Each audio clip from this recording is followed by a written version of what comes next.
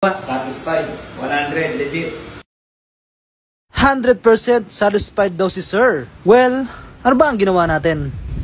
So ito yung service natin today. Papalitan natin ng filter housing. Bali nakalagay sa kanya is stainless na housing filter. So yun mga sir, napakasimple lang naman ang ginawa natin. Tinanggal lang naman natin ng matagal na niyang problema. So yun na nga, dahil matagal nang tumataga sa mga stainless filter housing niya. At dahil doon, araw-araw siya nagmamap sa kanyang tubigan. Kaya naman, binaklas ko na agad ang mga stainless filter housing.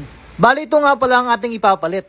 Napakadali lang naman install ito mga sir. Kailangan mo lang ng teflon, solvent, male adapter, PVC pipe, onion patente, at pipe cutter. Ang dami, di ba? Kulang pa yon mga sir. Kaya kung ako sa iyo, para hindi ka na mahirapan, mag-message ka na lang sa aming business page na Sikat Water. O kaya tumawag sa 0916-722-0353. So ayan, tapos na nating malinya ng mga head filter. Linyahan na natin ng mga tubo.